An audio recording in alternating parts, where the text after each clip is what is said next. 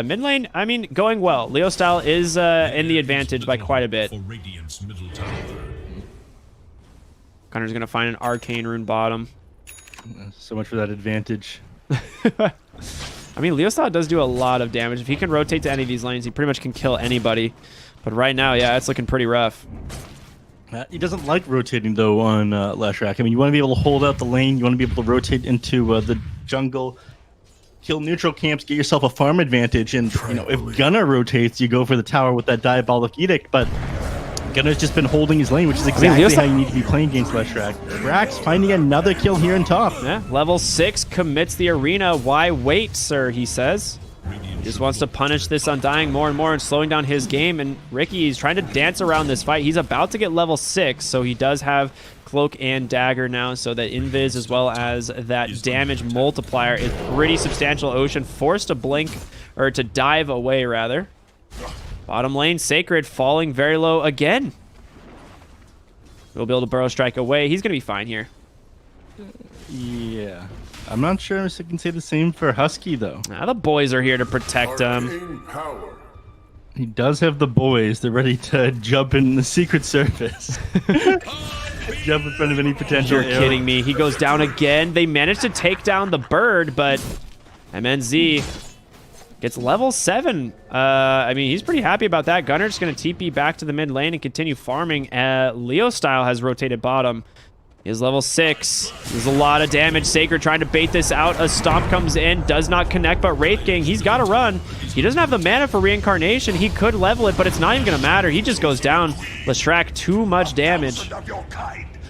He actually couldn't level it there. He ended up having 1, 3, and 3 before he went down. I think he ended up committing the extra point into Mortal Strike just before he got level 8. And he never ends up hitting level 8 in the first place. So a nice find finally there by Leo style, realizing he wasn't going to be able to shove down that mid tower as Gunner wasn't rotating. So he gets something slowing down Sammy Boy's game a little bit. MNZ just sniped a haste rune and the bounty rune top lane. It was pretty funny. Oh, they did get the bottle regen in time. I wasn't sure if that was going to happen.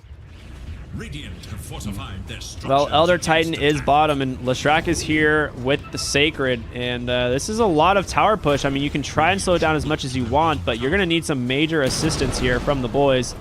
I don't think it's going to happen, though, as Catapult is available, and they're going to be able to fort mid as well, so they're trying to just force a trade, it seems. Yeah, they're going to need to TP in multiple heroes. They've got the Moonlight Shadow. They have Dust available. They're gonna go. Gunner might be in trouble. He drops the Tombstone. It'll just dissimulate away, and with Leo style, they should be able to clear up this creep wave pretty easily. The fortification doing some more damage to this tower as the Catapult has not been able to die yet. Puts it in deny range, though. They do see Sacred on the right side of the fight. I think they'll leave the tower at 166 HP for now. Yeah, not worth denying the mid tower almost ever.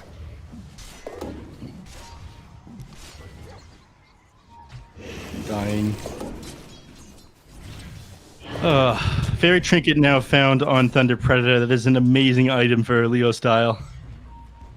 Yep, they get a chip vest for the Wraith King as well, which is just going to give him the ability to farm. They're trying to get this tower. Gunner holding his auto attack, times it perfectly, and they get a good Burrow Strike on the backside. Sacred hitting up with this really sick epicenter, but Brax goes down before he can pop an arena. Egg on the backside. MNZ is going to go for it. I don't know if you have the attack speed alone. The Egg manages to survive. They could potentially turn around the match damage.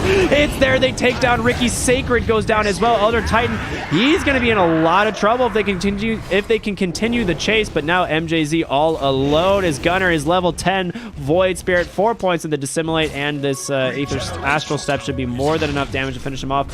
He's got to be careful, though. There's going to be the arrow into that split earth. They get him.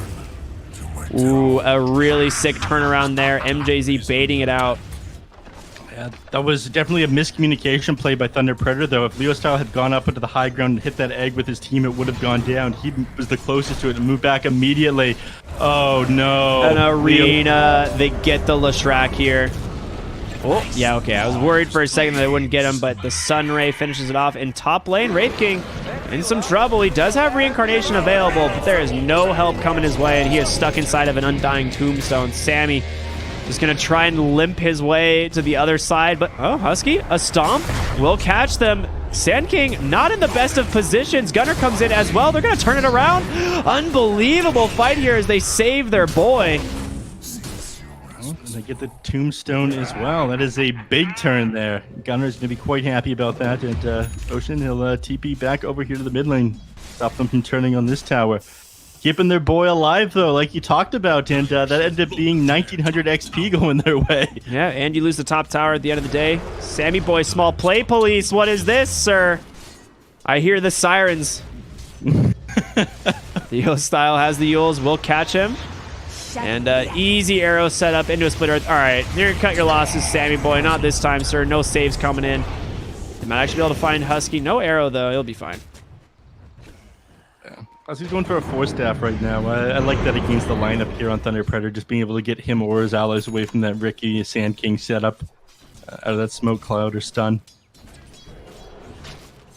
It's actually not holding a fairy trinket yet on the Leshrac. He's not flying it out to him either. Who's holding it? It's on Sand King, it seems. Ooh, Undying caught by an Arena. They do get the split earth off as well. He's going to go down, but Phoenix gets caught. He has a 4-staff, surprisingly, so I'm surprised he got hit by that Yules. But yeah, a nice 1-for-1 trade. I think overall favoring Thunder Predator there. Yeah. Thunder Predator definitely coming out a little bit ahead. Not by much, though. I mean, 125 gold. I think it's more so for Zoomers are happy to be able to hold the position nearby this river and not give up the mid tower. Like we've seen the game change around completely with this patch. There were so many hero changes, but the map and economy of the game are sitting exactly as they were, so that mid tower is still just as valuable as it's been. Yep, there's a pretty even distribution of net worth here between the two teams. Like the top 4 almost dead even. The only real standout is going to be Ocean on this Phoenix, right? He's had a great start. He's got a 4-staff, queues up at a Shiva's guard. Obviously, the 4-staff to prevent the Ricky Maru from getting on top of people. And by Ricky Maru, I mean Ricky, before y'all get too mad. Get him mad. I like seeing him riled up.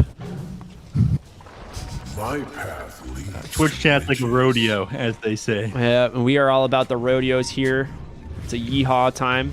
Gunner, he's going to walk right into Slade, and he's able to just get that leap off in time. No Yules coming out quite yet as he went for this Blade Mail build.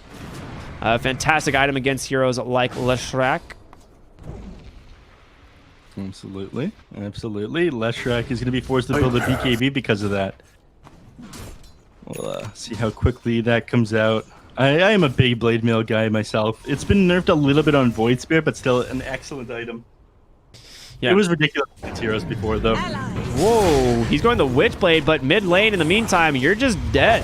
He's going in a little bit too far with no backup. That's going to be the blink reveal there from Sacred. Burrow Strike sets up a very easy arrow. Unfortunately, the Blade Mail didn't keep him alive that time. Yeah.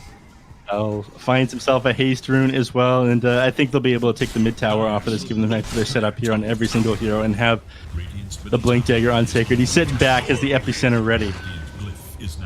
Yeah, I mean, why not? He's feeling very strong on the Sand King. He's got this Blink Dagger. You do just now finish the Yules on your Mars, which is, you know, a great setup, but for the most part, it's not the Blink Sand King initiation that you can see here.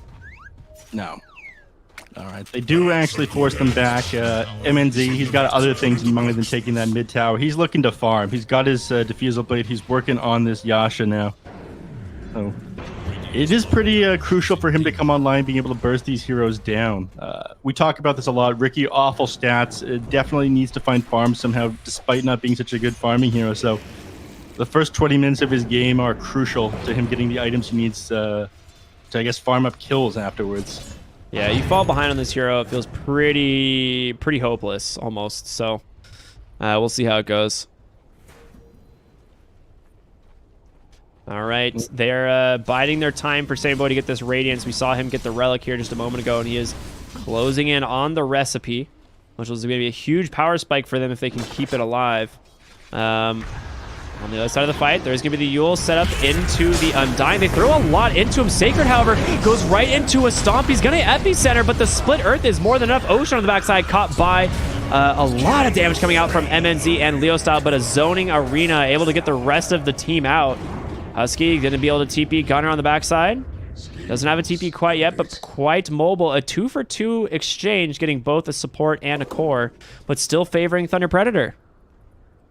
Yeah, Thunder Predator, I think the major reason why they ended up winning that one is they did get the epicenter off before the Sand King actually died there, so that one feeling good. Leo Style still trying to get this mid tower, but Gunner, he's on his case. You see that? My God. He's like, oh, did you want to backdoor my tower from the trees, sir? Is that what you're trying to do? He has boots of travel. He is a fast boy. Bullwhip found. You might actually put that on the Leshrac, honestly. Sammy Boy being hunted. Gonna get stunned by the Centaur. Terrible timing. But does have mana to work with, so Reincarnation is out. They're gonna be able to catch a nice stomp here. Leo Style in some trouble. Bro Strike on the backside does catch 3, my lord. A Ravage coming in from Sacred, gets dusted. Brax, no arena, but does have the high ground tombstone. You need to disengage here. Sammy Boy, he cannot run. He's dead. Too much damage coming in from the Ricky with the follow-up, and now the Burrow Strike to catch Ocean once again, and no Phoenix Dive, no Egg. The silence coming in from this Cloud. 2-for-0. Thunder Predator finally starting to take these wins, and they get that mid tower, which gives them access to that much more of the map. And Leo Style, he's very happy with himself, finally being able to claim that net worth lead, going a little bit in their favor, finally, for the first time in this game. And that was a level 4 high ground tombstone there. I don't know how you deal with it. They do have vision on the Ricky here, but I don't know if they have the follow-up. I mean, you have to get the initiation with Brax on this Yules, but he's about to walk out of vision, and then you don't have it. Mid lane, however, they do see MJZ and Sacred. They have vision of it. There's going to be the Yules to set up the arena. They're just going to pin the Undying into the wall and try and burst him down. Looks like they got more than enough to do so. So they'll take a single kill onto the support. So Dire have vision up? Oh, there's a ward right here. I was trying to figure out where their ward was. Yep. Right spot. Now that you've broken the trees, it provides you with quite a bit. Leo Style, looking to take this last tier 1 tower, just shoving out top lane to save this area of the map, and this team will be not far behind him. Brax standing on an arcane rune, I believe. His body too big to where you can't actually click it, so very nice. He's what we like to refer as girthy. Yeah, that's the kind of heroes that Brax likes playing. Tidehunter, Mars, his Slardar got a bunch of girth. Oh boy, top lane, Wraith King. Reincarnation on cooldown for 4 seconds. An absolute disaster as he just finished that Radiance. They might be able to turn this around. The Earth Splitter, Leo Style, he's going to be able to sidestep it, but he gets the stomp, waiting for these cooldowns, and then the Egg perfectly placed here in the center of the fight. You can't get away from this one. Leo Style, MJZ going to get stunned as well, but in comes Ricky. He might be able to turn this around for them. Gunner takes an arrow asleep. Once again, the Force Staff. Can Gunner get out? He will not. A beautiful tombstone once again on the high ground. You cannot fight around these. MJZ's Undying doing some serious work. A blink Burrow Strike. It finds Brax. He's trying to get away, forced to use the Yules, but MNZ closes the gap. Ends up being a 4-for-1. Yeah, and God, Sammy Boy dying before he has reincarnated off a cooldown there. Only just. If he had it, might have been a different fight. The supports on the backline are doing an amazing job. You know, Ocean always getting these eggs off. Husky, beautiful sleep onto the Ricky, but it's not enough. Sammy Boy just getting himself caught out. I think he needs to be able to find some farm to tank up. Right now, he can't fight into the heroes on Thunder Predator. They're just going to get more and more of a lead. He's going the Shard, it seems, pretty much right away. Which I don't really blame him because he needs the 0 reincarnation mana cost. And then this game, spawning those skeletons might be pretty helpful in these fights, but we'll see. It just feels like they're not that useful against Leshrac, though. That is the big problem. Yeah. In that last, he had mana before he went down. Yeah. This next time, you know, Ricky, he picked up this Diffusal Blade not necessarily for the Dispel, but so he has got Manta Style to burns down Sammy Boy's mana. Yeah, it's also just a lot of damage and a lot of scouting as well that can come in from this illusion.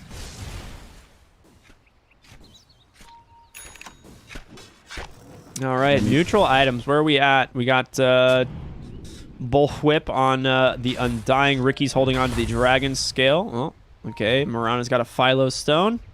For the Radiant, no one really cares about Grove Bow. That makes sense. That's a pretty rough item for them this game. Vanished, but not gone. Grove Bow is pretty good. Who do you think carries that one? Just to the Marana? No, it's on four Zoomers, so like no one really wants to take it this game. You know, Void Spirit would be the maybe one option, but he's got a Nether Shawl.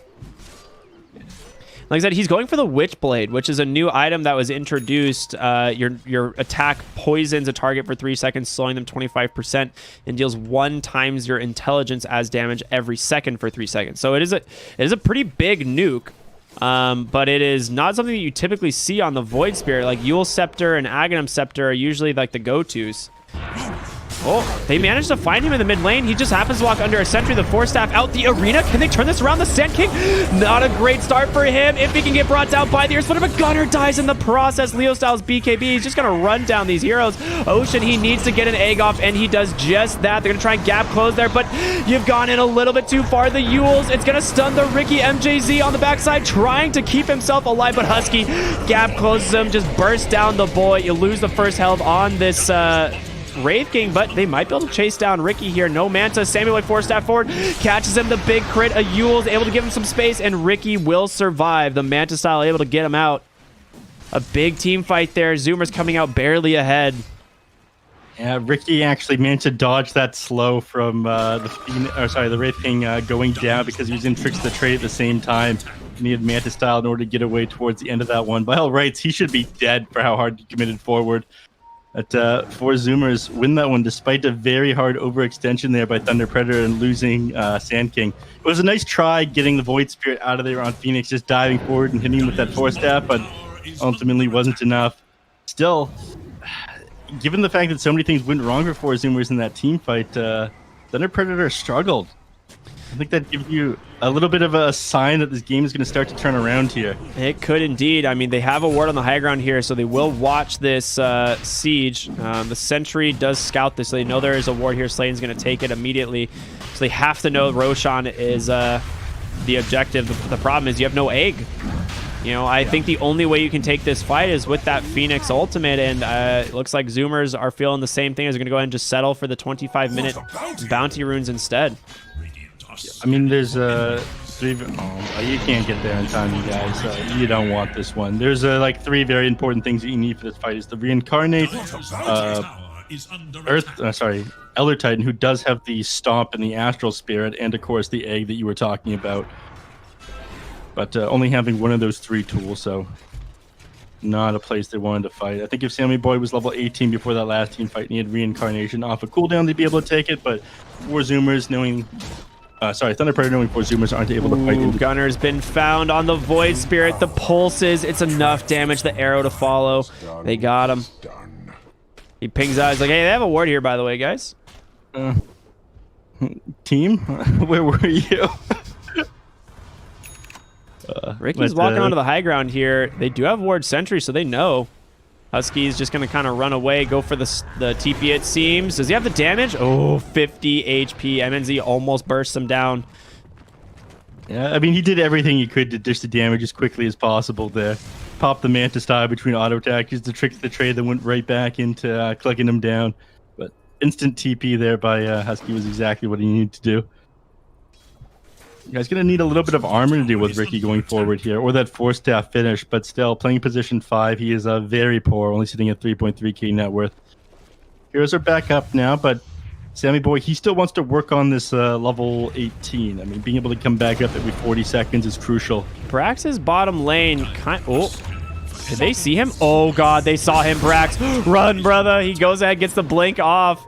He's going to get the TP as well. Oh, I don't know how they saw him. They saw him for a moment, and they immediately ping him. But almost a stealthy play there from the Mars. Yeah, that was definitely an arrow giving him vision as he's TPing. It gives you a small amount in AoE. MNZ is going to walk into the high ground. Sammy Boy, he's farming a lot of creeps here. But MNZ is a big problem for him. Sunray comes out pretty much immediately, giving him a lot of healing, but they need to disengage. The Stomp, it's available. MNZ doesn't really take Ancients very quickly. Everybody knows. Well, I take it back. Backstab's a lot of damage. He gets them all. And an Elven Tunic, okay. The thing is the attack speed isn't that great. It doesn't give you any agility. But the attack speed, the evasion, and then I guess the bonus movement speed is probably good enough. Yeah, you want to be able to get around the map very quickly on Ricky.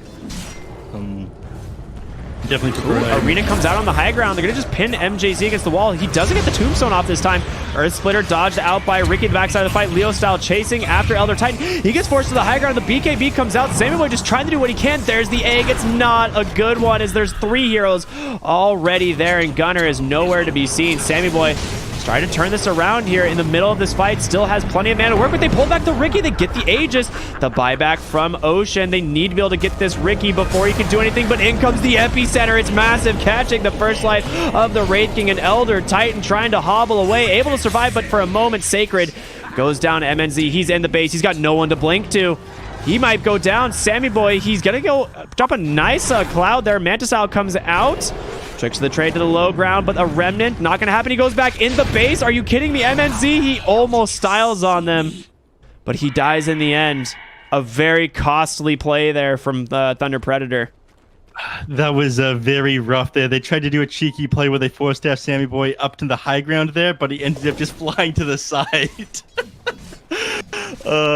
Just about styled on him because of that almost misplay by the Phoenix. That's why he didn't force staff himself out of that the smoke there. He's trying to pull Sammy Boy up.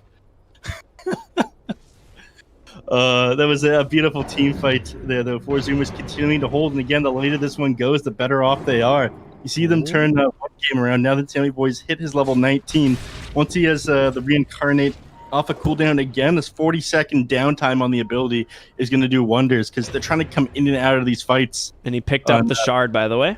So he just grabbed that. So the shard is completed. He also grabs a Cloak of Flames and an Assault Cuirass. So he now has a ton of armor. He's also an Orb of Destruction in the stash if he so chooses to grab it. I mean, I think you keep the Cloak of Flames with the Radiance, right? It's 105 damage per second around your hero, at least in the 400 AoE, and then you have that armor and magic resist, which pairs up really well against Thunder Predator's lineup. Yeah, I mean, Ricky's a hero that needs to stay on top of you. Same with Sam King. Same with Leshrac, actually. And if you have the extra magic, you'll be able to stay alive that much longer. Oh, the Moonlight Shadow. They see it for a moment. They hold the high ground. Sacred gets a nice blink stun onto the Phoenix. Can he get away the Force Staff? He still gets hit by the arrow, but the Arena, it's zoning them pretty well. Ocean, he needs to get an egg, but it's not going to happen. The cloud is there. They will go ahead, take down. Ooh, Wraith King died? Where's his reincarnation? 1 second off a cooldown. You're kidding me. Brax now in some serious trouble. They catch Gunner. This is a disaster for 4 Zoomers. They lose 4, and they even buy back the Elder Titan. Oh my god, if he popped the wand, he might have lived. That was so incredibly close on Sammy Boy. Fight could look completely different if he gets back up there. Oh my gosh. He gets the Force Staff off on Ocean, but just Force Staffs right into the Marana arrow. And he was just controlled for the entire fight. The Mars Arena holding them in place, but the egg could have potentially swung it around. Thunder Predator now 10,000 gold ahead and almost the same amount of experience. This game just blew wide open for them as the mid lane tower probably going to fall here. And you're able to rip through this so quickly here on Leshrac. Another 5 seconds, you'll have Diabolic Edict. This tower and racks will melt, and the game has suddenly gotten so much harder for Zoomers. They won't be able to close it out here, but that was a lot of damage that was just done. And we'll have to pull open these graphs here after this Rax goes down. They actually disengage before the melee Rax goes down. They do not want to toss this game. I mean, last game we saw how close it was for them, you know, almost being able to finish it off, but one bad fight and suddenly they pull all the momentum back for Zoomers. It looks like Wraith King will pick up that 30 movement speed, which makes the most sense since your skeletons just get blown apart in this game. Sand King, Marana, Leshrac, there's really no need to hold them. But yeah, to me, I'm mostly concerned with Gunner this game. I mean, this Witchblade Blade Mail build has not really paid off at all. No, he needs to be able to actually take the fight inside them and survive, and for that he needs a BKB, and that's what he's going right now, but it might be too late. Sammy Boy, he's got a lot of weight on his shoulders this game. And the Wraith King scales incredibly well. There's going to be an Enchanted Quiver. Maybe you put that on Gunner, because it does stack with his burst build from this Witchblade and stuff, but oh man, it is really rough. They smoke up again here on Thunder Predator. They're going to move their way to the top lane. Brax already TPing out, though. This guy's too smart. Brax, this is boomer among Zoomers. Ooh, they're looking. I think, yeah, they do see MNZ here. The ward sentry revealing him. They will all see them on the backside. They're going to initiate onto Sammy Boy's Wraith King. This is not really an easy hero for them to bring down anymore. He is pretty tanky. They drop a tombstone. You just need to disengage at this point, right? Stomp comes out. It catches too. Wait a minute. They caught Leo Style, but he gets the BKB. Can they turn this around? Sand King falling very low. It'd be a great kill. In goes Gunner. Sammy Boy, his first life. The skeletons don't do anything. Oh, the backside. They can potentially find Ricky here, but they're just going to chain stun Gunner over and over, and he is just out once again. The egg on the backside doesn't really catch much of anyone. They're trying to do what they can. They pin the Ricky into the wall. Do they have the finish? Damn. Sacred, a huge burrow strike in epicenter, doing some serious work. Gunner buys back into the game, but they lose the Wraith King once again. Can he survive? Gunner falling so low. He just gets soul ripped. They die back on the Void Spirit. Sammy Boy, he does have buyback available, and he might have to right now. He can defend with Brax and with Ocean. He needs to do so now, though. You don't want to give up this melee racks. They might just surrender it. I mean, they'll go bottom after this. Yeah, I think you definitely could if you wanted, but a little bit afraid. I mean, this game is looking so great for Thunder Predator. Leo Style about to have a Shiva's Guard. Ricky, yes, he does finally go down, but I mean, he's 10-4. He's got a ton of great items to work with, and I mean, and Gunner just has no game on this Void Spirit at all. Two-legged abomination. No, I mean, Leshrac keeps on getting on top of him and blowing him up, and if it's not Leshrac, then it's Ricky. Gunner, you mentioned it again and again, this Witchblade isn't doing the work. The Blade Mail, it's not really having an effect either. I mean, sure, you can return damage, but you're dropping immediately. You need to have a bigger impact on this in your position, too. Look what Leo Style is accomplishing. He's 10-2-12. I mean, he's top net worth. He's 21,000 net worth on this Leshrac. He's about to have a Shiva's Guard. He's level 24. I mean, yeah, exactly. This is the style of mid laner that we typically see out of Gunner, but this different build, it just doesn't seem to be paying off. Style, he's split up in the rest of his team, group up with them in just a moment here. He doesn't have money for buyback himself. I mean, this game could turn around in an instant if 4 Zoomers took a favorable fight, but right now, you're essentially down a hero. They're just up on the high ground holding the triangle, man. They're positioned perfectly on Thunder Predator to prevent them from smoking over. The Roshan, it's up. And now you have no way of getting over there is the problem. The ward in the mid lane, they're just throwing bodies here. Sladen protected by the Moonlight Shadow. And it's going to die. It's dead before you even have a chance. Aegis and Cheese once again going the way of Thunder Predator. I mean, they're controlling everything. And now you just have to run on 4 Zoomers. You have no potential game plan here. Well, they put the cheese onto the Leshrac. He's got his backpack right now. Again, if you get the jump on him somehow, you could blow him up, but you'd need a hell of a jump for that. He's got, what? 36 armor, 2,600 HP, holding onto an Essence Ring. I mean, can you blow him up before he pops his BKB? I'm not sure you can. Ooh, Sammy Boy is going to TP out. He's fine. Game getting harder and harder, and for a moment there, it looked like it was going to curve back towards the favor of 4 Zoomers, but just a bad fight at the worst possible time. I get another one 1 second before Reincarnate came off a cooldown. Sammy Boy just committing, so sure that he would have it. They didn't end up popping his stick there. Might have made the difference. So, Octarine, the next item here for Leshrac, it no longer gives you the spell lifesteal. That's on Bloodstone, but you get the cast range on it now, which is arguably incredibly strong.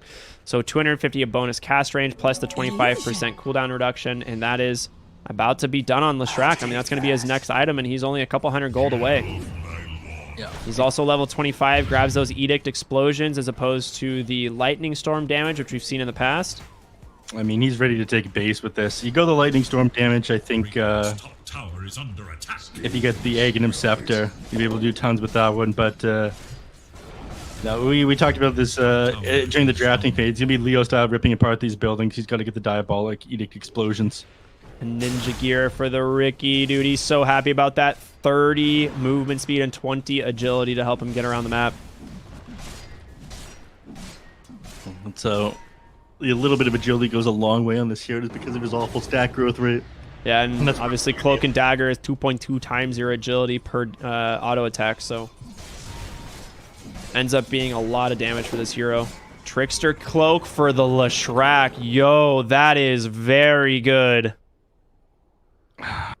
Okay. I don't know how you die on this hero anymore. It doesn't get much better than this. They're finding so many tools they need, and for Zoomers, they're struggling to get into the jungle. They don't have any neutral items yet at tier 4. So another advantage for Thunder Predator if they didn't have enough already. I mean, win probability says 96% here for the Dire. Pause comes out. If nothing else, your win condition could be something that Thunder Predator disconnecting. I'll take that. Yeah, it's just getting more and more difficult for Zoomers, and I don't know what your game plan is here. The Wraith King just definitely not strong enough. You don't have enough damage coming out of this Void Spirit build, and your offlane Mars, I mean, he's mostly just control, right? Like, he doesn't do the damage. You now have a Mirana who has passed your mid and offlaner in net worth. Like, she has Guardian Grease, Force Staff. Like, this is more useful than most of the heroes on 4 Zoomers now. Yeah, it just won't have the damage anymore. And Sammy Boy has so much work he needs to do. And yes, the Assault Cuirass, Desolator, Radiance, Cloak of Flames, it's excellent.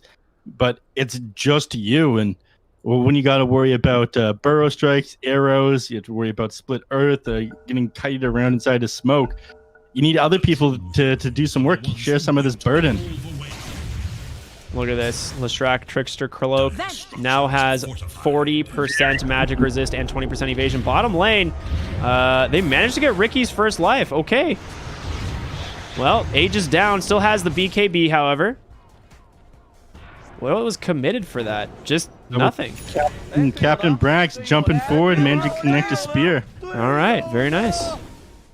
Leveler, that's not that good. I don't think they really care too much about that one. Ricky doesn't use attack speed that much. So they might backpack it for high ground push, really, but he's on his way to a nullifier, which is sick.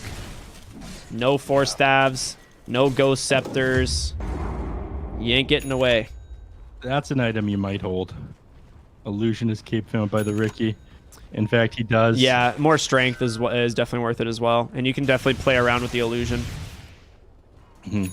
One more unit to burn people's mana. It would have been nice to have an Illusionist Cape earlier in the game before Wraith King got his shard, but beating some of them out potentially. I mean, I'm sure someone will hang out the fact that he's got an Illusionist Cape. Well, you are now at a very hard situation here if you're 4 Zoomers. You just cannot leave your base. The side of Thunder Predator have a ton of catch. You're almost to an Aghanim Scepter on this Sand King, which, I mean, it didn't really change at all this patch. It just gives you massively increased Burrow Strike cast range and applies Caustic Finale to all heroes hit during it. So Sacred, he's had incredible Blink Burrow Strikes all game, but now you have 1,400 range to work with instead. Smoke up in the base here. I mean, they have vision of anyone is the question. Not really. They're just going to try and wrap around into the jungle maybe. You have this new gem on Brax, but they're not defending their lane, so they're going to know on Thunder Predator, and you're walking up potentially into a really bad situation here. They smoke mid lane instead, and they're going to wrap around into the high ground. I mean, this is the thing. Anytime you feel worried on Thunder Predator, you just hold the triangle's high ground, right? Yeah. Oh, they get the outpost. Okay, that was pretty sick. The 40 minutes, they grab the outpost for the experience. Ocean's going to be able to get the bounties as well, but now you're about to get ran into. There goes Brax. Burrow Strike into Arrow. He's immediately taken down, and Gunner, he's caught by the nullifier of MNZ, just gets evaporated. He has no buyback into the game. Sammy Boy, he's going to go down as two. His first life, backside of the fight. Who is going down here? It's Husky. Oh my gosh, they've lost pretty much every single hero. They buy back into the fight here on Brax. Sammy Boy trying to get away with the BKBs, come out an egg on the backside of the fight, but they just do not care. They're going to be able to take down Mars once again. It's a dieback, and Ocean, the Blink epicenter. Goodbye. All 5 heroes of 4 Zoomers crumble under Thunder Predator's damage, and they take game number 2, tying up the series 1-1. And an amazing start. It's an amazing second game here in this best of 5. 4 Zoomers, they're stuck in their base. They're desperate. They wanted to both get that shrine at 40 minutes and farm up those tier 4 neutral items because they didn't have any of them. But, Thunder Predator, I guess they caught out what they were doing the moment they jumped on that shrine and punished them for it. Brax almost managed to get the disengage. He bought back in the game to get that arena off and throw the spirit out into the enemy heroes there on Thunder Predator. But Ricky actually popped the Illusionist Cape and the spear connected with that instead. Oh no, worst case scenario. Very clean dodge there by MNZ, but Thunder Predator tying this one up. We're Zoomers. They're definitely on the back foot with their lineup, but they didn't bring that game back, unfortunately. Yeah, Gunner maybe getting a little bit too experimental since they're up game one. Maybe he's like, oh, I'm going to try this new build on the Void Spirit, but it just did not pay off. I mean, finished the game at 10,000 net worth, on the mid lane Void Spirit, 40 minutes into the game, only having 350 GPM. Like, that is just not a Gunner performance by any means. And I mean, you can see the damage numbers here coming out from Thunder Predator, like the Shrek, 32,000 damage. That's just what this hero does. It is an incredible performance from Leo Style in the mid lane and MNZ, of course. An incredible performance from him from the safe lane. Yeah, that sums it up pretty well for this game. I mean, Leo Style, incredible performance, and Gunner maybe getting a little bit experimental in this best of 5, given the fact they were up a game. Yeah, I'm not sure they're going to make that mistake again, though, Ricky. Yep, absolutely. So we'll be back with game number 3 here. This is a best of 5. So stay tuned, everyone. We'll just be back after a short break.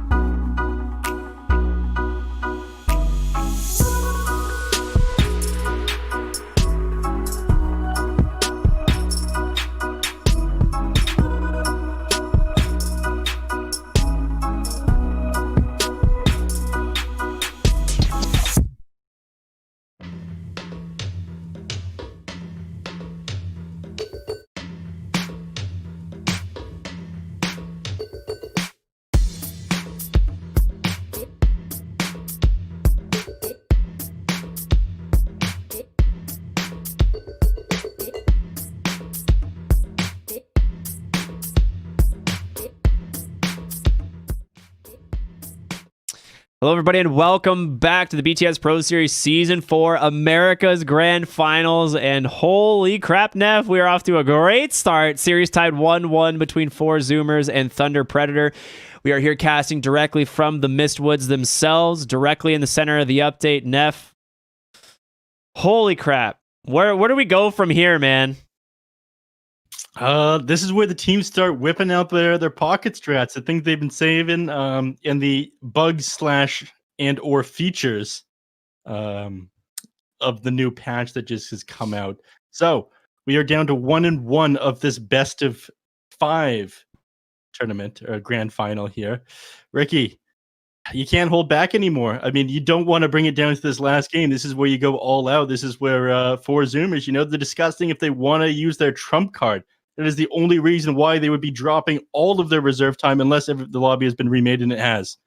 Yikes. Well, good eyes there, Neff. I did not see that. So, yes, we will just back out of these lobbies. But, we got plenty to talk about still. I mean, this series is going to be an incredibly close one. We knew that coming into it. These teams have been evenly matched all year long.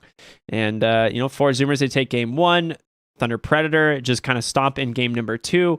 But Thunder Predator's been looking incredibly good for several days now. And 4Zoomers, I mean, we'll see if they can keep up to par with the South American giants. This is a classic NA versus SA battle here. We've seen these, this is kind of what we would have hoped for, right? There we go. Yeah, it's kind of what we would have hoped for, right? An NA giant versus an SA giant in the grand finals. It's pretty much the best of both worlds, right? Yeah, exactly. Like you mentioned before, you couldn't have asked for a better way to close out this year, 2020, in Dota. I mean, I'm happy for the year to be closed out. Don't get me wrong, but this is some good Dota. We gotta start anew. Yeah, we gotta start anew. We gotta get into 2020 or 2021, get these regional leagues going, and forget this year ever happened. No, should be a fantastic start. I'm very, very, very excited to see how these teams are gonna go. I think they're just finishing up the lobby settings here. Like we said, there was I guess a little bit of mistake when they started this one off. Y'all can definitely blame Kyle for this one. I'm pretty sure. This one's not on Jerry. As much as we'd like to blame Jerry, the constantly hungover production runner here for our stream, but I think this one might be on Kyle. So I'm sure he's gonna enjoy the call out here in the stream. Neff, how do you like the Mistwoods update so far? What are some of your favorite things you've experimented with? It's got to be Jetpack.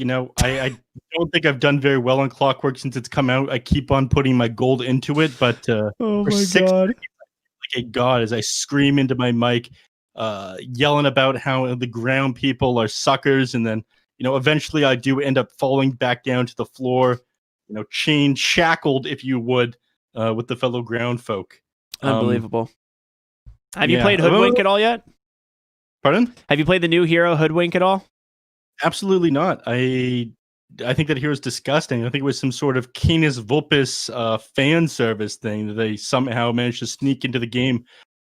I'm not even convinced this will end up being continue to be a real hero. It's gotten nerfed since it came out pretty quickly, right? Wait, did it? Yeah. Oh, I didn't even know they nerfed her.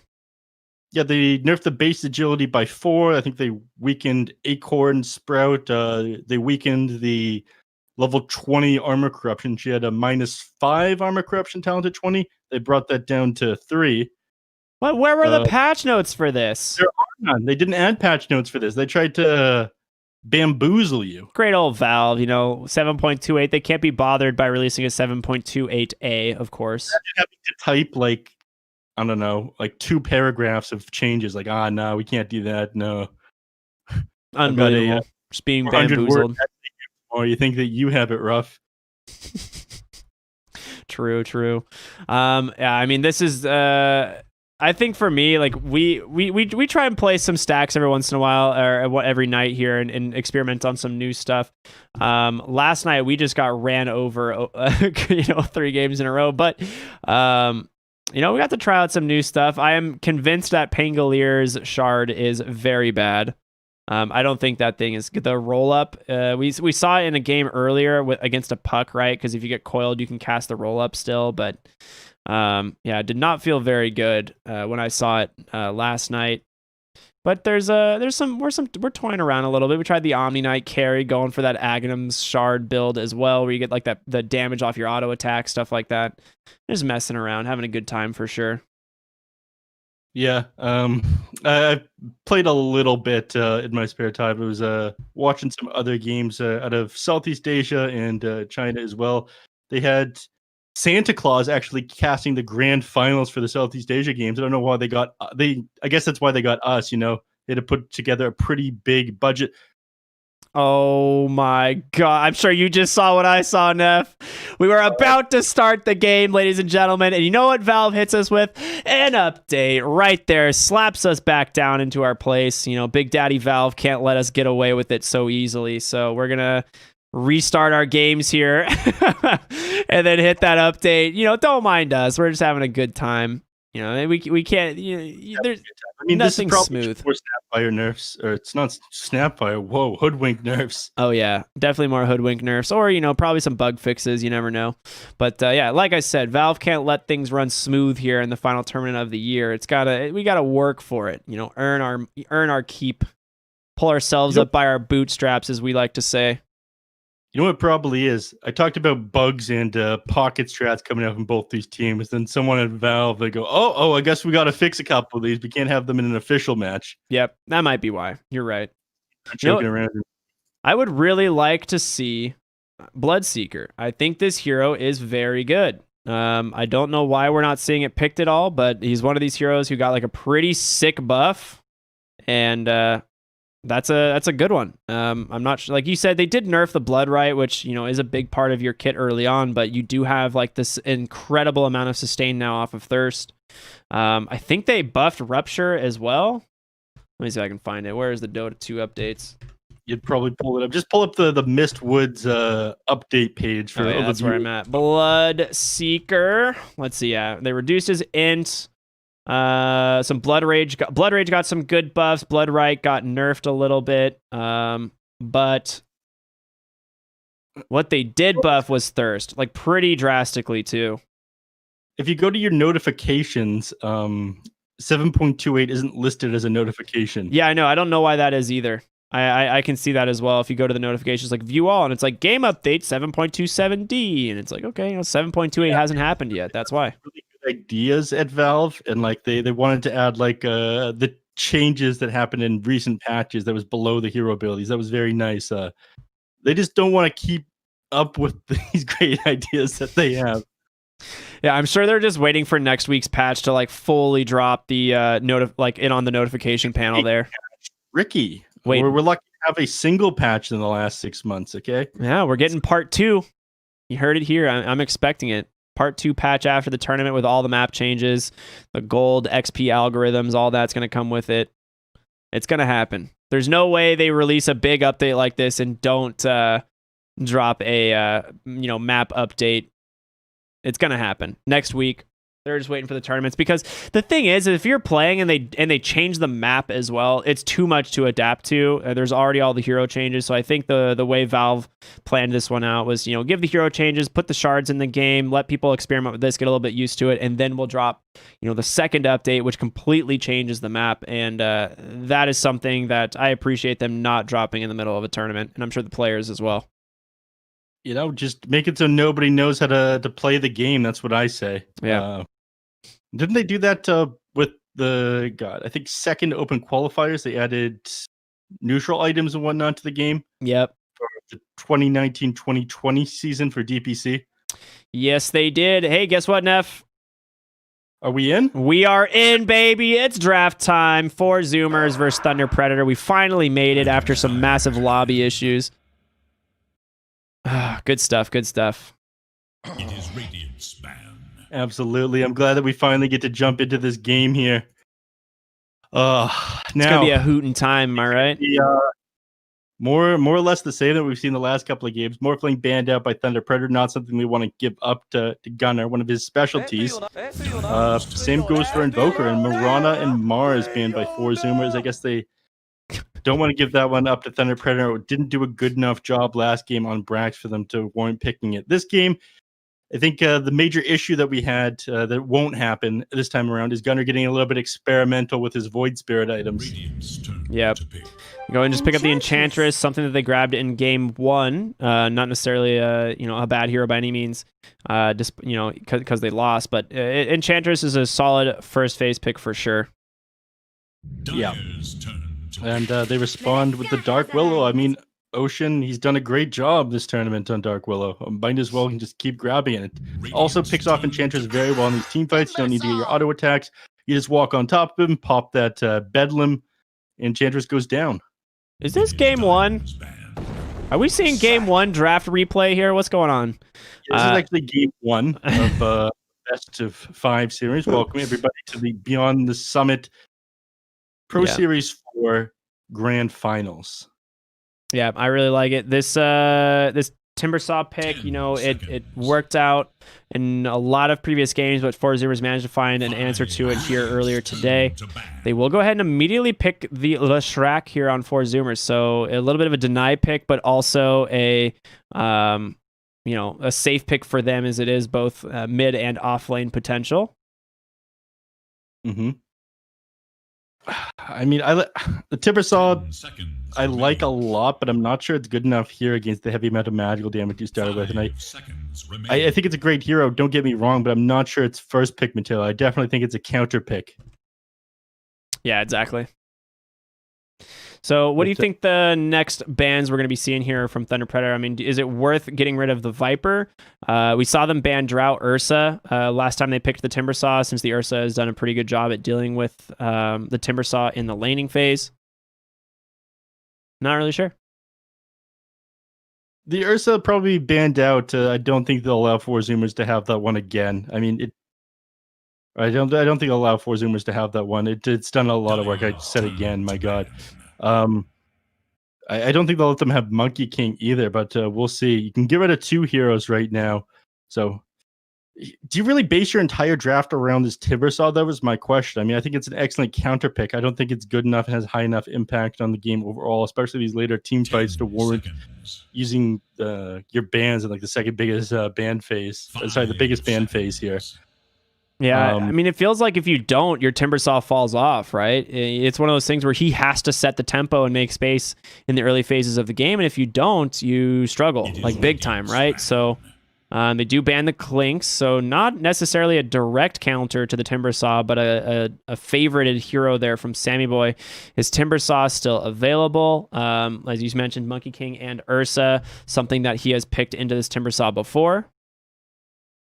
10 seconds remain. God. What's going on there, Neff? Clink's gotten rid of him. I'm trying to activate these almonds in my brain. I might have to turn my headset up a little bit. You're slightly quiet. Oh, trying no to get this assemble of a cowboy hat plus a headset going on. If they ended up taking my idea and made like a cowboy hat headset, like we got the kitty ears, we'd be good. Yeah, they need to work on that. So, like you said, generic headphone brands, if you're listening, make us a cowboy headset, much like the cat ear headset. We'd appreciate it. Spend any amount of money I have to on it. All of my life savings. Yeah, all of these casting dollars, my L dollars, so to speak, will go into buying this cowboy headset. So they did end up getting rid of the Ursa, not something they wanted to play against again. Yeah, and they got rid of Klink. So they're very worried about Sammy Boy heroes here on the second phase, Thunder Predator. They've got a great start. I mean, Leshrac and Dark Willow, they've seen tons of success this tournament with getting rid of the Anti-Mage and the Death Prophet. So they're worried about the early push from a Death Prophet coming out and just them being able to turn this game around. It's possible that they'll go with Wraith King here, right? I mean, it's been all right since the patch hit, and I guess if you don't have to worry, with the Viper banned out as well, I think that makes it even easier. I mean, him throwing down the Nether Toxin, the Creep Wave, fighting back under the Wraith King. It's got to be Wraith King here. You might pick a support first, though. We'll see. You could, yeah. I think for the most part, it's not a bad option for them. What? Monkey King. Okay, I was gonna say with the Monkey King into Timbersaw, right? You might as well pick it. Like exactly like you said. I guess they're just a little bit too worried about how good the Timbersaw is going to be against the Wraith King, whether or not he can survive that initial laning phase, right? Yep, exactly. And it worked well the first game, even though he was off to a fairly slow start on the Monkey King, like really struggled a little bit. He managed to, recover and became this like amazing late game carry. And Sammy Boy managed to dodge out a couple big ganks as well on this hero. So we'll see what he can do. And he's another hero that just got an incredibly strong shard that at no point in the game is it really ever bad to pick up. If you get the spare money going late game, you've got a lot of your, big items, definitely just grab it. Mm-hmm. We've got the Earth Spirit picked up now, my personal favorite. I love this hero with all my heart and soul. Always a lot of fun to watch. It brings that early game aggression, rotates quite well into the mid lane, can kill somebody, like just TPing, instantly rolls in, kicks them back. They're probably going to pick up a mid with decent kill potential to go alongside this Earth Spirit. Right now, what they have is a little bit lacking. He doesn't do great with the Timber Saw. You need to have a hero sitting at somewhat low HP before the Earth Spirit rolls in, but anybody that allows you to 100 to 0 with that roll kick in the mid lane, I think they'll grab here now on Thunder Predator. So Ember Spirit is a possibility. That one's a Leo style special, but I'm not sure if they'll get it against the Monkey King and the Leshrac. Actually, 10 seconds remain. I'm not 100% sure what they'll get in the mid lane here as their Leo style hero. It's probably not going to be the Timber Saw. It doesn't really fit his style.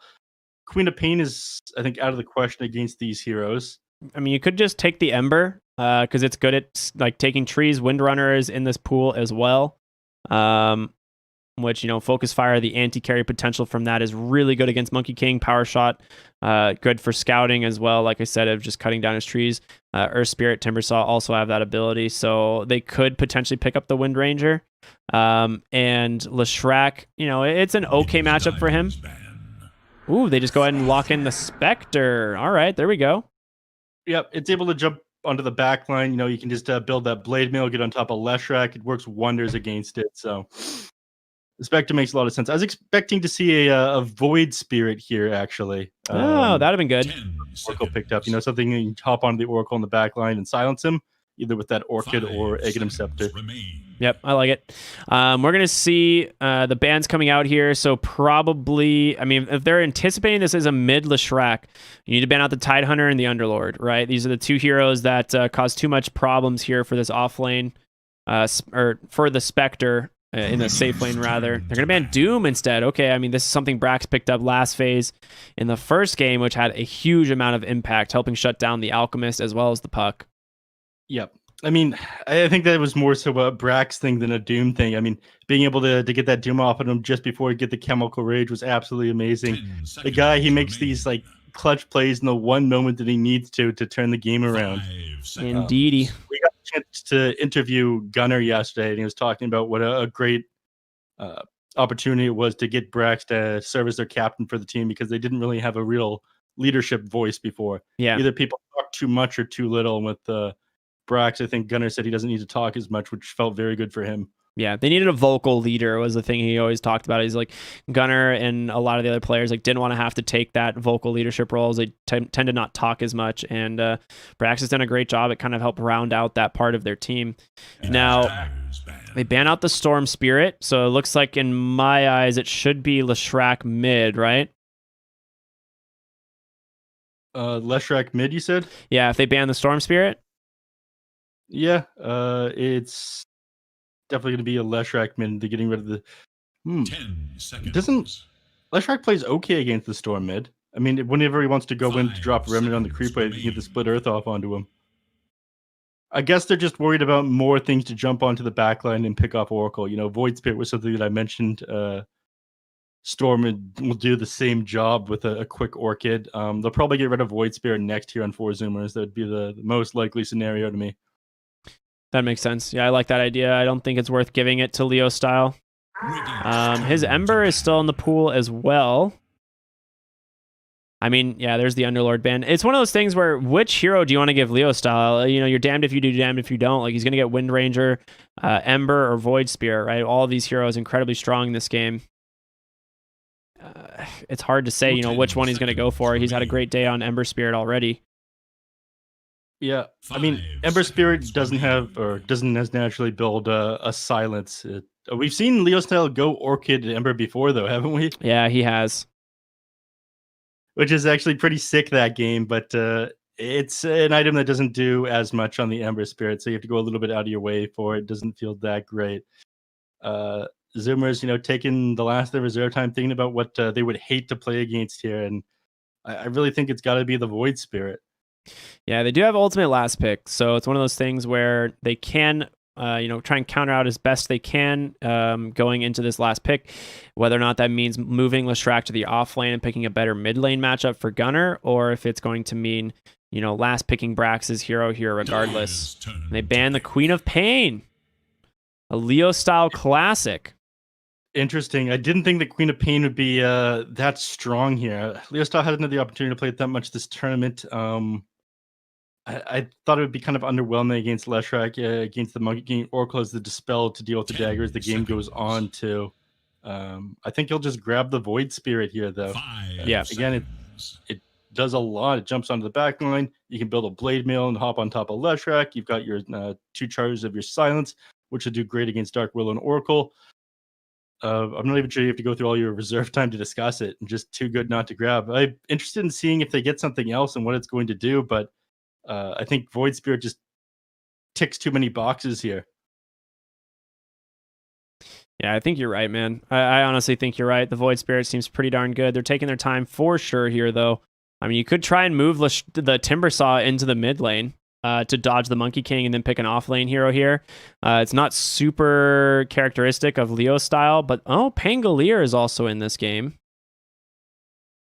Pango is in this game, but then the question is, do you rely too much on Spectre to do the damage? They take the puck. Well, I mean, that's similar. Jumps the back line, has a silence.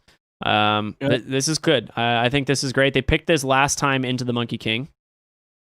Leo Style played the puck into it, but the Doom made it pretty darn difficult, and I think what we're likely to see is an off-lane hero here for Brax. I mean, they have about 13 seconds of reserve time, not a lot to work with, but you need some catch here on 4 Zoomers. You're going to be in a lot of trouble.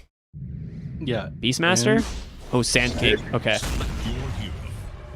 So Sand King to round things off. It's very likely going to be Brax on that. Yeah, Ocean on the Dark Willow.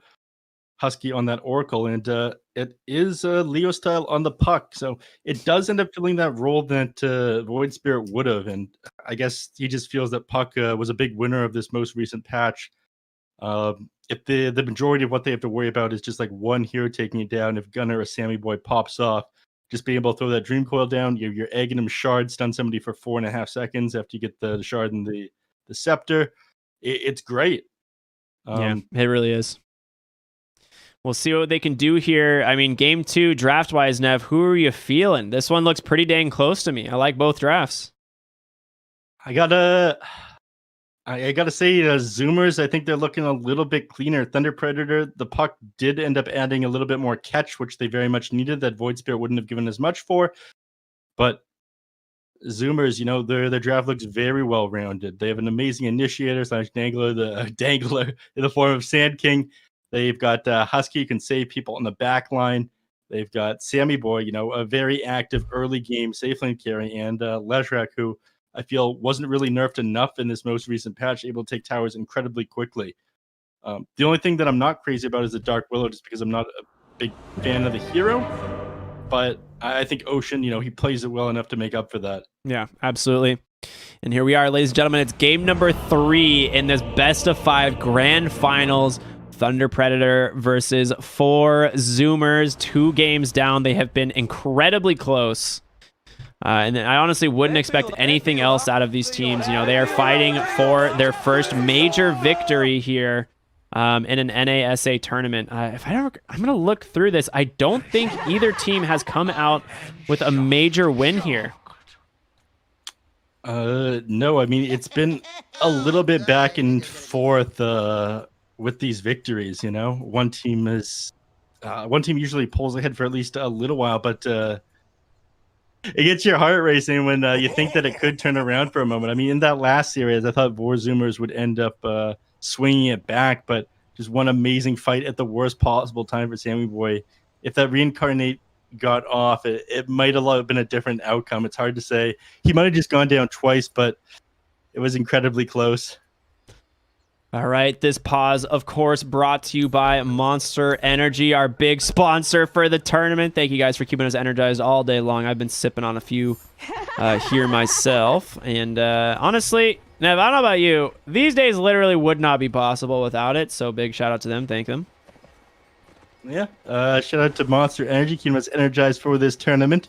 I've got a little bit distracted in that last series. I was losing it. Wasn't sipping on my Monster enough.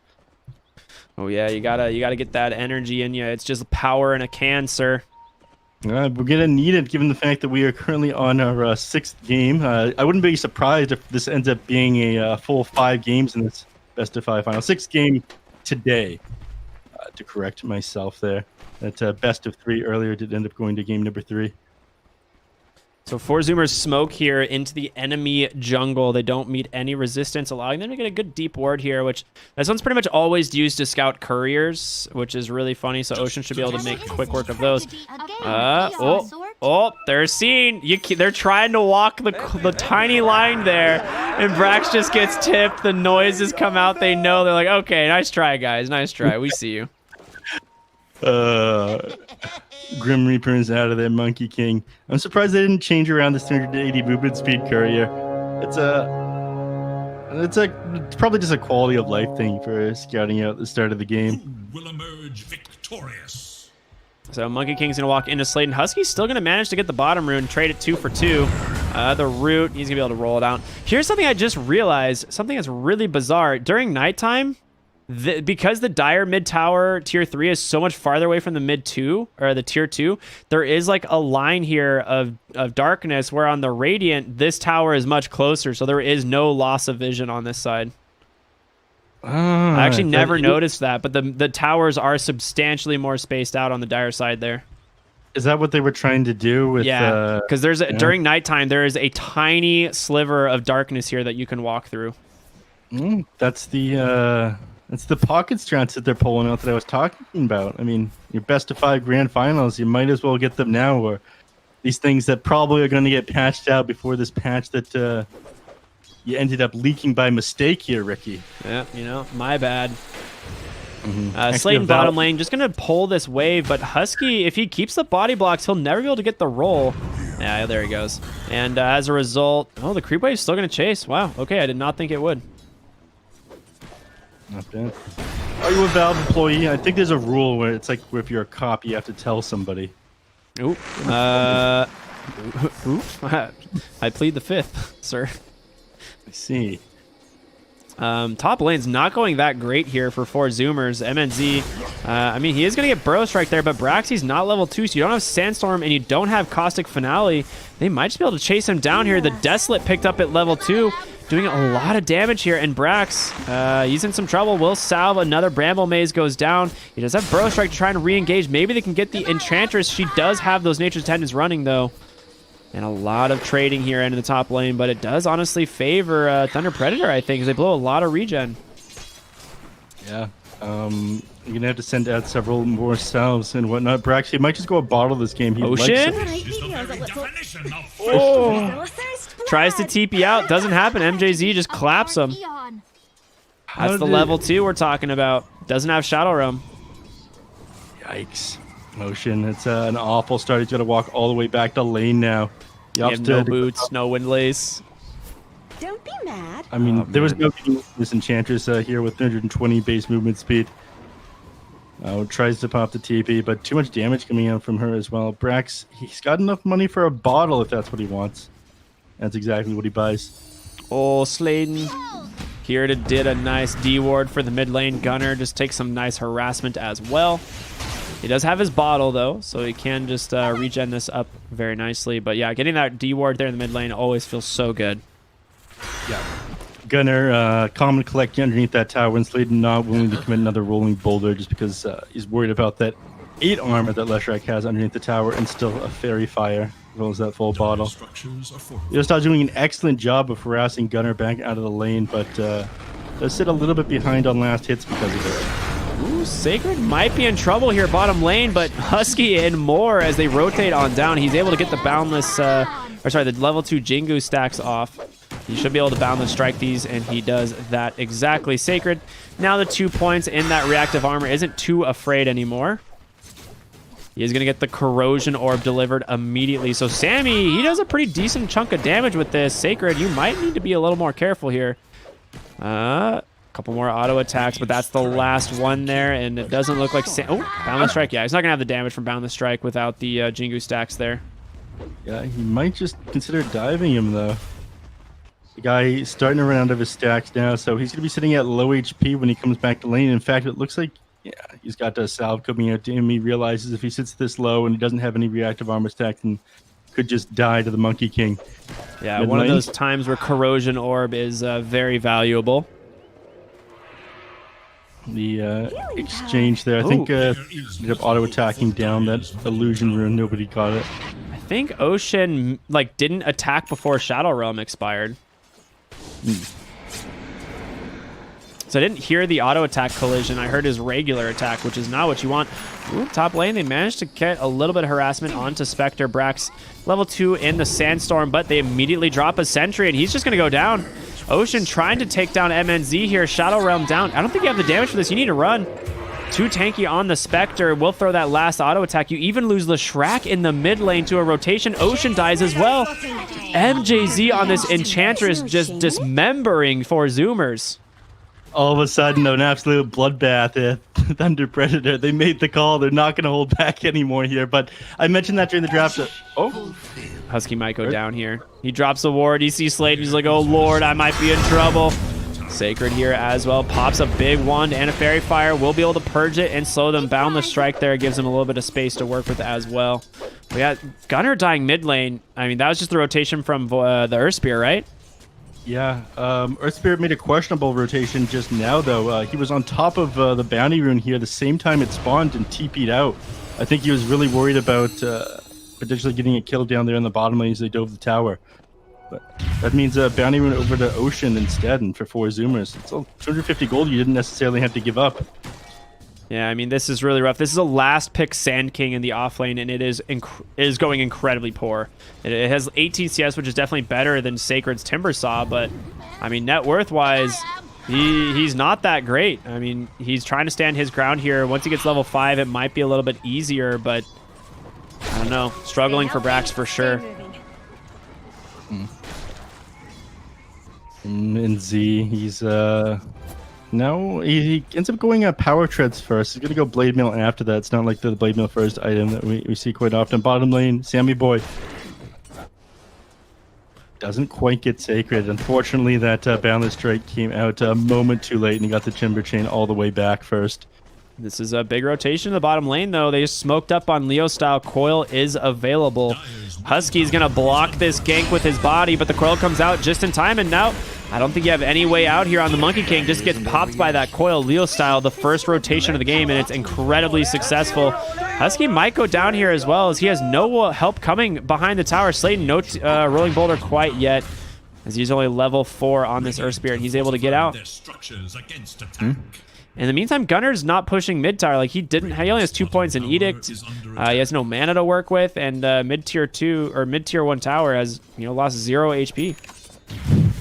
Yeah, Gunnar, he's trying to get access to this tower here, but unfortunately used the last of it on that Pulse Nova there. All out, so someone's got a TP in from the fountain into the mid lane to refill this guy's bottle, or else he's going to farm way slower than Leo style here. Ooh, top lane. I mean, they got to get a sentry down here sometime. Like, MJZ dropped this when Brax died in the last encounter, and they never got the D-ward off. In the jungle, though, Husky, he's been found by Slade, and Leo Styles here. It should be an easy pick off for them. Couple auto attacks, the waiting rip. Almost loses the courier, but not in time. Yeah, They get the D-ward now. Yeah, this feels bizarre out from Gunnar, I'm going to be honest with you. I mean, he's been sitting mid with such little mana. Didn't end up sending himself any clarities, any mangoes, so every time Puck has gone to rotate out to another lane, it's gone unpunished. I mean, that's one of the great things about Leshrac. The moment that the enemy mid goes to rotate and get a kill, you do tons of damage to the enemy mid tower, which is the most important objective in the game right now. Oh my god, a freaking tornado in the top lane. Oh, and it dies. Okay, well, never mind. Less impactful. fake hype here on this channel. Sammy Boy trying to do some damage to Sacred here. Sacred's level 6 though, and suddenly he has kill threat onto the Monkey King. He does have a little bit more levels than he did the last time they went head to head in the bottom lane. I believe Sammy Boy was only level 4 when Timbersaw came to the lane at 6. So it is favoring him a little bit, but I mean, net worth wise, already a solid lead for Thunder Predator. The Puck having a fantastic time. And so is the Spectre. I mean, they're both top of the net worth chart. Leshrac, he's been found. That Coil, it gets committed. They pop it immediately on Leshrac. The Boundless Strike comes out, but the damage is already there. Yeah, there was a nice attempt to get out of the coil there. Husky dropping that Fate's Edict onto Leshrac, so it didn't do damage when he snapped that coil, but there was too much from Puck doing almost 500 damage just from auto attacks there because of that double damage rune. Brax able to take down MJZ top. You know, he sees these heroes go bottom and he finds the kill. Dude, Jerry has been on it with this camera work today is what I've noticed. Shout out to him. I don't know what's going on. A little bit better. Looking for a real job, perhaps. Yeah, focusing up for grand finals. Bottom lane, your tower's gone to a Timber. I mean, you die once bottom, and that's what he does. He just allows you to tank the whole tower and all the creep waves. And now he can just go top and protect this one forever. Yep. Or even potentially look to take this one from them. 10-minute mark. We're about 10 seconds off, so we're seeing a rotation roll through bounty runes, and catapults will spawn afterwards. Sammy Boy, he's here. They zone him away from this one. Brax looks like he's going to commit for it. Yeah, Brax feels pretty safe going for it. They do stack up the hard camp here. Looks like they're going to give this on over to Sammy Boy. He's got 4 points in the tree dance, so low cooldown. Does have the Boundless Strike to try and cleave this down as well, but should be able to clear up this stack fairly quickly here. Goes Yeah, look at that. Very nice. Gives him a lot of gold. Spectre does decide to go for the Blade Mail build, and he also has Baby Blade Mail, the chipped vest. Oh my god, that's actually kind of amazing. He doesn't have any rings of regen, so he's going to lose a lot of HP, but once he gets his level 10, he'll probably get the +5, but he's going to farm so incredibly fast with just these 2 items. I mean, the chipped vest gives 3.5 HP regen. In the jungle, they found Gunner once again. He's trying to juke out spells, but the coils from Puck just too damn much. And Sladen, his rotations have been fantastic. He goes ahead, gets caught by a terrorized Sammy Boy trying to find a kill here. Boundless Strike available, will connect. They get one. Leo style out of mana, has to disengage now. So a 1-for-1 trade. Ocean, the one finding that kill, but they're struggling for sure here on the side of 4Zoomers to keep up with the pace of Thunder Predator. I mean, you definitely are happy to give that up on Thunder Predator, the pause for the mid laner. Gunner, you know, he's finding a lot of farm, yeah, but he hasn't been doing his job as Leshrac. He's been dying again and again. He was sitting with no mana here in the mid lane. He just feels off to me this game. And the stacks went to Monkey King. I thought they were stacking this jungle for Leshrac to recover, but it ended up just being Monkey King's stack. He's like, you think Gunner gets the wealth on this team? You don't think you know who Sammy Boy is. Not this game, he's not. He's gonna need to play better in the mid lane. But the tower here, again, just sitting at full. I mean, it went unpunished as Leo Star went around getting kill after kill. And they coil him again in the mid lane. This time, Husky is here. He snaps the coil, gets the magic weave. There's going to be the false promise. Hans comes in. Wait a minute. He didn't get the false promise. Did he get silenced? I cannot believe it. Brax with a huge burrow strike, but they don't have the damage. They get 3, make it 4. Oh my god. This is literally the worst case scenario for 4Zoomers. Yeah, he got silenced around the exact same time that, yeah, they got silenced at the exact same time Leshrac died there. After pulling this one open. That was pretty unfortunate for them. He was baiting Gunner so hard, knowing that false promise was available, and I guess just a well-placed like geomagnetic grip through the trees maybe, or Puck's Waning Rift managed to clip Husky on the Oracle. It hit them both. Yeah. Excellent play there by Sladen.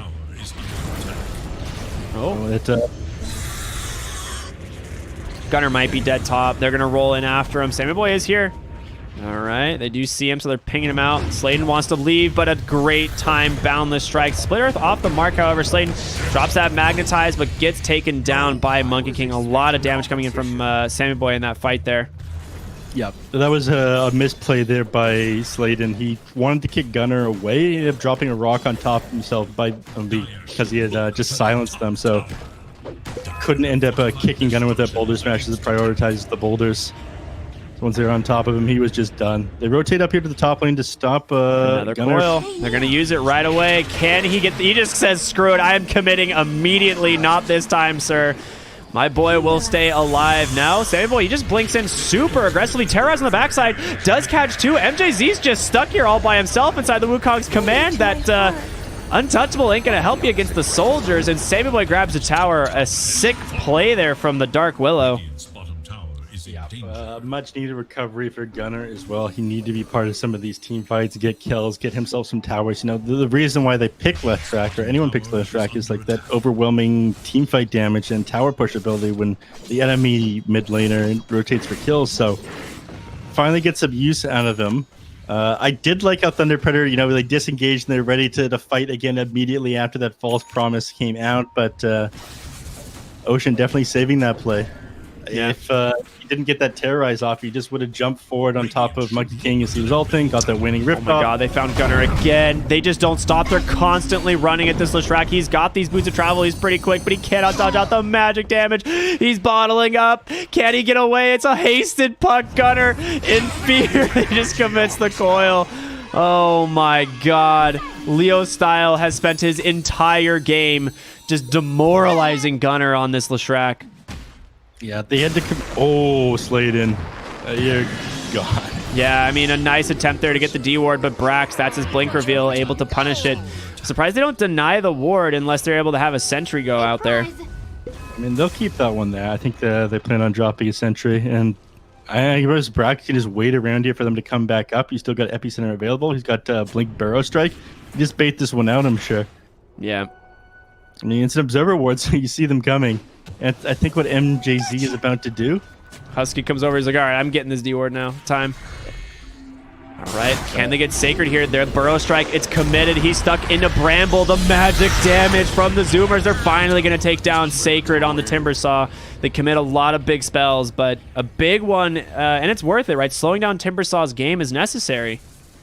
Yeah, that was 1,500 magical damage that they ended up doing to him there, so... Thank you, Sacred. But yeah, slowing down his game is a pretty big deal. He's working on a Lotus Orb right now, which does a lot against this team. You know, counters out Cursed Crown. Well, they managed to catch the Enchantress, not the hero that can go scouting now that Brax has this Blink Dagger, and you got a lot of burst damage here that can go through it. Almost I mean, not almost, I guess. You're still 2,500 off the Aghanim Scepter here on Monkey King, but I mean, that is a big item timing. We see how much damage this Aghanim Scepter can do. Now, do the Radiance, does it apply to the soldiers is the question. Because they're like basically in immune units, right? They're like invulnerable or untargetable units, aren't they? Chance, you mean? Yeah, like the Radiance mischance. If they're invulnerable, they don't take Radiance damage, and so they can't get a mischance. Okay, that's what I thought. So it's less impactful for sure. Oh, Leo Style, he may have bit off more than he can choose. The backside, they're trying to get Husky before he can save himself. The stun, the split earth, is it there in time? He gets the false promise. They get the puck, and now two heroes on the run. Leshrac getting destroyed by this blade mail. MNZ going in really far for this one, though, and he may regret it. He's got to get a save in. Sladen able to do it. Well done by him, and Sammy Boy goes down instead. Fantastic fight here from Thunder Predator and Sacred. He's going to keep going. Bro Strike is all that you can do to try and throw it out. Husky now on the run. A little bit of server lag here. You're underneath the tower, Sacred. Does he care, though, is the question. Got 24 stacks of the reactive armor, but he runs out of mana, and that one he does care about. He's forced to care about. So killing Leo Style, that one does feel pretty good. He's been having a hell of a game, but you lost both your position 1 and 2 for that. So fight does go a little bit in the favor of Thunder Predator, just because it would have been worse, but Leo Style's been having an amazing game. Yeah, it's the blade mail came in from Spec, right? She just haunts right on top of the Leshrac, and Gunner just basically kills himself immediately, you know? Yeah, and they tried to save him with that Fate's Edict, but you didn't have the Oracle ult to commit onto the Leshrac either, because you'd used it on yourself to stay alive, and the Fate's Edict doesn't stop the blade mail from returning the Diabolic Edict damage, unfortunately. They've just done such a good job at hunting heroes in the Radiant jungle, and MJZ and Slayton, they are nearby. Sammy Boy is like, I'm out, dude. Screw this. They managed to catch Puck in the jungle, or rather in the river. Oh my gosh, the Maelstrom proc on the Boundless Strike kills the Puck. Wow, I did not think they had the burst damage, but it ends up being enough. And now MJZ on the run. Brax, he has Blink Bro Strike available. Will find him another Bramble Maze in a couple seconds. Yeah, it doesn't even seem like it's going to be necessary as he's stuck inside of this sandstorm to get a second kill on the Monkey King. And now you're about to have an axe.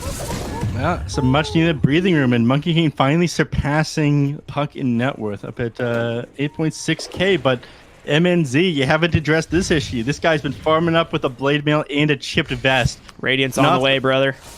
Yeah, I mean, one of the super things that was really broken the last patch about Spectre was the blade mail. Chip vest making it even stronger, and now Radiance. By merely existing in these team fights, MNZ can kill your entire team. Yep.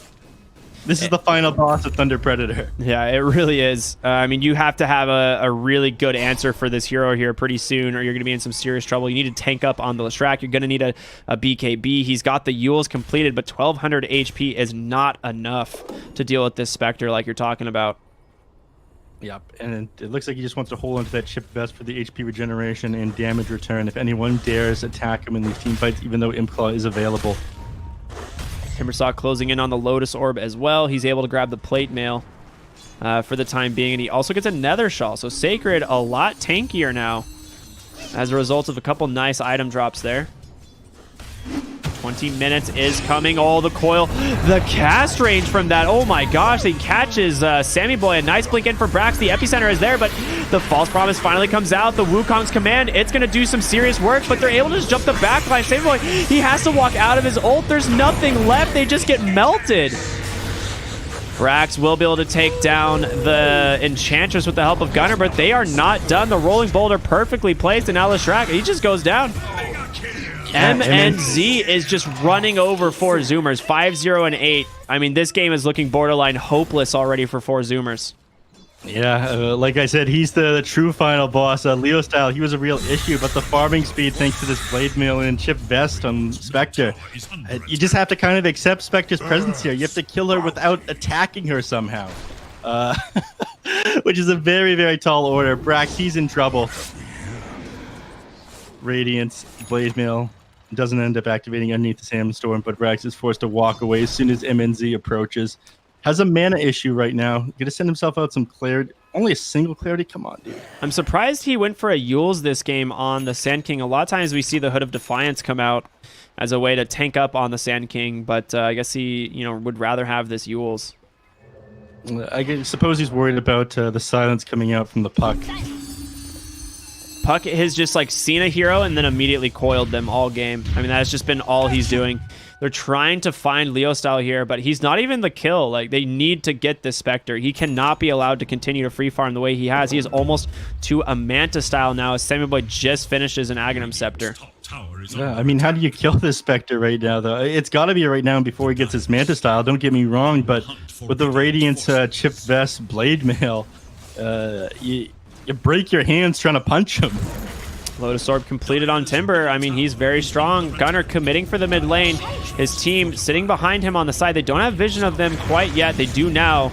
Going to be able to just drop a Bramble and disengage. Sammy Boy on the high ground. He has a Wukong's command available. They coil up Brax on the backside. Sammy Boy, he's got to get across. There's going to be the Wukong's command. It's only holding Timbersaw in place. I don't know if they have the damage. There's a nice Bro Strike. Can the Maelstrom procs do it? Sacred. Timber chains to the other side. He's going to be able to make it. Brax pops the Epi, blinks forward, able to maybe get the Timbersaw. He's surviving 100 HP. There's the Bro Strike. They might get him. They finally do. Other side of the fight, Gunner running for his life as Leo style and Spectre are in pursuit. Nice false promise, able to keep him alive. They will be able to Waning Rift up to the high ground, but Brax, he's here. The blink forward, the Yules, it does catch the Spectre. This could be the fight they need. The Burrow Strike into a perfect split earth. They do it. They take down 4 heroes here. Oh, they caught this Puck. Has no blink. The blink Burrow Strike once again. No Bramble Maze available. Looks like Leo style will be fine. Oh, MJZ. Oh, my lord. Okay, he just gets Yuled into double soldier and just gets destroyed by these. Yeah, again, invulnerable, so they don't end up getting slowed down by that untouchable and enchantress. I'm surprised Sammy Boy decided to attack this, because you can actually just stand next to the Roshan and the soldiers won't proc aggro and they can actually just kill Roshan slowly. I guess he did want to take it a little bit faster if he's able to. Unfortunately, they're not going to be able to grab before Spectre's back up with that haunt. But that last team fight, that was 100% user error by MNZ. He ended up chasing out both the Oracle and the Leshrac, wasting his blade mail at a pretty inopportune time as well. Got kited around for the entire duration, and 3 of his heroes dying on the front line. Incredible job there. I actually did not expect them to get the Roche before the Spectre respawned, and they do. And now suddenly this, what was almost a 7.5k gold lead is down to 3, and you have an Aegis on the Monkey King. Yeah, I do think this is all MNZ error, though. They didn't necessarily need to give up that last team fight that they did. MNZ didn't play that one quite right. Even when they ended up getting the Yules off onto him over here, he didn't pop that blade mail as he came back down. If he did, I think Brax would have died. Sitting underneath him with that sandstorm. Finishes the Manta style on Spectre, which will make his life a little bit easier, but, you know, it's not going to fix the user errors that he had in that last team fight. So we are going to see a BKB as the next item on the Monkey King's Manta completed on Spectre, going for the Eye of Scotty. Pretty much the same builds we see on this hero, you know, every time. It doesn't really change all that much. Sometimes you go Radiant, sometimes you don't, but other than that, it's always like Manta, Scotty, you know, Abyssal Blade, right? Yeah. Tier 2 towers under siege from both teams. Dire still have their fortification for a moment. Timbersaw is going to TP in. I don't know if you want to fight this on 4 Zoomers. You do have a little bit of vision, but you can't see behind the tower there. Sacred. You're going to jump right into 4 heroes. Can they chain stun him down? Slayton, he gets caught by a Boundless Strike, but the Haunt comes in. Monkey King in so much trouble, just gets bursted. And Brax, his epicenter doesn't do a whole lot of anything. Backside of the fight, Gunner, he's taking a ton of damage as well. Burrow Strike will catch them, but the Wukong's command finally comes out. You've lost 4. It's just Sammy Boy versus the world, and against a Spectre is not going to go too well. What a disaster once again for 4 Zoomers. They just do not take the fight they want. No, Spectre managed to get onto Oracle in the backline, and I think Puck managed to silence him up on the edge of that waning rift, so he couldn't keep himself alive or get off this this false promise. That's exactly what needed to happen last time, and now MNZ edges closer to this Eye of Scotty. Once he has the Oracle and the Leshrac, aren't going to be able to kite him anymore. So another what is this, 20, like another 2,000 gold, and I think the game was like be pretty much secured by Thunder Predator. I was worried about them being able to kite him around again, but you know, the amount of damage coming out from this guy is absolutely insane. It really is. Yeah, I mean, you're just in a scenario where you need the BKBs. You know, Leshrac, he opts to not go the Blink Dagger like he had queued up, and I think this is entirely correct. Like, he has to get this Black King bar. It is now available, so it does give them a timing to play around. But in these fights, like Gunner, he just has no game. It's once again, you know, the Thunder Predator is just focusing on shutting down Gunner. And I think they learned from game 1, you know, if they can slow down his game enough, you know, there will not be enough space for 4 Zoomers to play. We need to take a fight right now, I feel, while this Haunt is down before Spectre gets the Eye of Scotty. But I'm not sure they're going to be able to get their hands on anybody. They're grouping up potentially for a smoke. They've got one on Dark Willow here. But they might just sit behind Sammy Boy here in the jungle. He's scouting it out for them. I mean, he's almost to a BKB as well. It'd be a fantastic drop. Tier 3 items coming out. We're going to see the Psychic Headband, Orb of Destruction, and the Enchanted Quiver. Now, the Quiver, I think, works on the Monkey King soldiers, does it not? Or did they change that so that it doesn't anymore? Yeah, they changed it. It used to work like every hit or something like that. Yeah, it used to work for sure. I mean, even on the first hit, it used to work, but I think they don't proc it anymore, right? No. Yeah, that would be very broken. I think they changed that one like one of the 7.27 patches, or maybe even the one before that. 10.26. Soldiers' attack speed is fixed, right? They don't benefit from attack speed, right? Correct. So you get the Elven Tunic here on Sammy Boy, gives you a little bit of attack speed, evasion, and movement speed. The evasion actually could be pretty powerful here against the Spectre, but you know, it feels like you're in a rough scenario. This IF Scotty is going to be coming out from MNZ here very quickly, and he gets a freaking mind breaker of all things. So we talk about how good this item is at getting onto the back line and just taking down the support that you want. The question is if he holds onto this or the Orb of Destruction. Either way, whoever he jumps on is going to be slowed to a crawl between the Spectral Dagger, the Orb of Destruction, and Eye of Scotty. So they end up putting the Cloak of Flames on Leshrac, which is a lot more magic damage, which is pretty sick. Gives him a little bit of armor as well. They smoke up mid. I mean, they got the BKBs. They're going to find the Timbersaw. A nice split earth to follow. A good silence comes in. There's the Terrorize. You have no way out of this. Timbersaw, can they bring him down in time? He's taking through it all. The Haunt on the backside. Again, they're looking for Oracle. He's just dead immediately. They drew trade. 1-for-1. Sammy Boy has his BKB. They're looking for MNZ on the Spectre. This would be the big kill. He's able to get a kill just with the Desolate alone. Oh my god, the Dispersion. Brax the epicenter. Can they get the Spectre? It's the kill that they need, but the Rolling Boulder comes in. It's Sammy Boy once again by himself. Gunner buys back into the game. He needs to find something here as all the boys on Thunder Predator just disengage. Once again, a disastrous fight for Thunder, or for four Zoomers. They just cannot find these kills. That was your best case scenario. That team fight, you took the very start of it before the Eye of Scotty is online. Now there's going to be no getting away from MNZ as this one is completed. It's another scenario where the Wukong's command feels underwhelming, right? He drops it out and they just Delta split and kill other heroes. There's no way Husky can ever play this Oracle safely, right? No, the Mindbreaker makes it even worse. MNZ opts not to hold it, but that is going to be Puck's one target, and this is exactly what I was talking about. The Void Spirit and the Spectre just able to jump onto the back line there. Puck doing the exact same thing. He's got the Psychic Headband now as well, so if he felt like he could just drop that Dream Coil on somebody, then push them back the 400 distance there. Yeah, this is a pretty sick item for Puck. Yeah, they've got so many solutions to what four Zoomers have. Sammy Boy, he just can't do it anymore. And like you mentioned with the Delta split on the Wukong's command, you've tried to solve that by going the Orb of Corrosion, but it's not enough by itself. He's going for the Scotty, but I'm not sure you'll have that kind of time. Thunder Predator, they're going to be looking to close this game out. Well, Puck sends himself out the book over here. I think they're just trying to get that level 25 as quickly as possible. He's going to be going for the Winning Rift AoE in range, which again is just being able to land that on both on like Brax on the front line and Oracle on the back line at the same time, which is entirely possible once you have that talent. Going to be a huge issue. Top lane, Sammy Boy, he's scouting up in the trees here, but Sladen, he's hunting for him. He's gonna find him. Oh no. The Haunt comes out. Can he survive? Sladen on the run. The TP. The boulder. It connects. Oh my gosh. Monkey King in shambles. He BKBs for this for some reason, thinking he might be able to stand his ground, but it doesn't matter. One Spectre's on top of you. You're already gone. I mean, it was the correct play getting out as quickly as he could there, but it's not enough. He even had the extra tree dance cast range. I mean, you saw him hop from tree to tree as quickly as possible. Sammy Boy, he doesn't have buyback either. They found Gunner in the bottom lane. He has to BKB for this. He's all alone.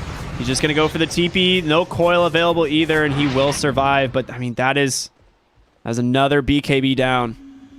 Yep. Roche is going to be a slower respawn, which is pretty fortunate for four Zoomers, as they wouldn't have BKB or Sammy Boy to participate in this fight. But continuing to hold control over the map. Imagine they're at least going to set up more vision around this Roche pit here, while Zoomers don't have their heroes up on the map. They're doing what they can to stall for time, so you can get a couple more items on Sammy Boy, but by then, you know, the Spectre's going to have an Abyssal Blade done. So your problem with Spectre getting on top of your heroes are only going to get worse the further this game goes on. Right now, heroes on four Zoomers just locked inside their base. Yeah, absolutely. And pardon my dismissal from the cast for a few moments there. I was getting chat under control as we get some more mods rolling in to get rid of all these absolute disgusting spoilers. You know, these people, They have nothing better to do. Get them out of here. Remove them from the stream. Get them out of here. Leave the streaming experience to all the regular Twitch chatters, not these degenerates. No. Ban first, ask questions later. That's what I say. Yep. Roshan still not up. It is I mean, like you said, it is a long respawn. 44 more seconds available. Monkey King is alive, but you are now 13,000 behind against this Spectre. I mean, what is your game plan here, Neff? I have Scotty done, Basher done, almost to the Abyssal Blade. Just feels like once again, Thunder Predator, you can't shut down MNZ. Like it's just the MNZ show over and over again. Yeah, I had my doubts when I saw him, just ditch his team and try to chase Lesserac and Oracle in that one team fight. But since then, there's no escaping this Eye of Scotty Orb of Destruction that he's got. It is such a significant slow, especially against the heroes that he needs to get on top of, which is the Oracle and the Lesserac, the 50% under the range heroes. All right, there's going to be the Roche respawn. Both teams